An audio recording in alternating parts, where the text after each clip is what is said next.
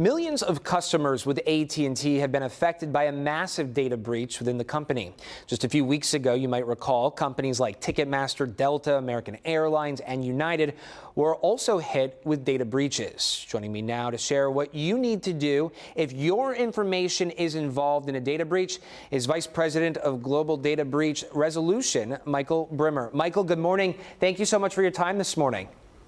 Thanks, Zach. I'm happy to be here. So talk to us. You know, what is someone impacted by a breach like this or identity theft? What should they do?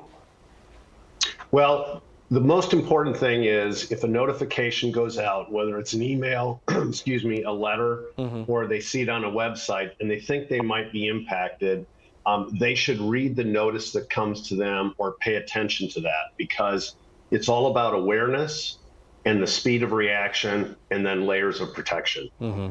Is there a reason several of these companies are being targeted now? I feel like we're hearing a lot more about these types of breaches than, say, a few months ago. Well, the thing that's been happening since last year, and it's continued on to this year, is the fact that you have third parties that are connected to these companies. And the hackers are targeting the intersectionality of these third parties, and they may be cloud providers, they may be back-end service engines, they may be secure file transfer programs that the same companies are using. So the hackers hit those third parties, in turn impact tens of thousands of companies and millions of consumers. So are these breaches connected? Yes, in some cases, for example, AT&T and Ticketmaster were attributed in the media back to a cloud provider and the credentials to access that cloud provider. So that's a perfect example of what I'm talking about. And of course, the best way, I know folks are always looking for ways to protect themselves, their companies. Talk to us about what people can do to ensure that they are protected. I know for me, I'm constantly getting, I shouldn't say constantly, every now and then I'm getting an email from a third party, hey, we can protect your information, but I think that email is in fact a scam. So talk to us about protection here.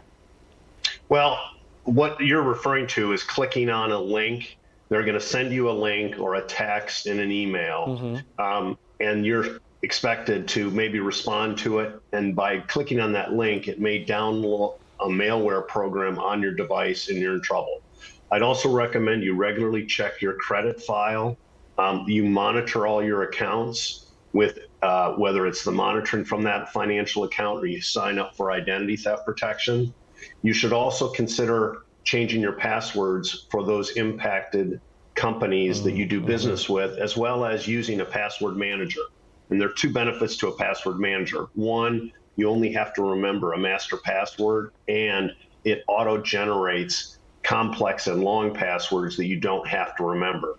And then finally, I would also say, check the dark web. A lot of the identity theft protection products, like the ones from Experian, include dark web monitoring to know if your data is out on the dark web, it's more likely to have been bought and sold, and that information should be considered compromised. Okay, all good information. Thank you so much for your time this morning, Michael Bruemmer. Thanks. Appreciate it, Zach.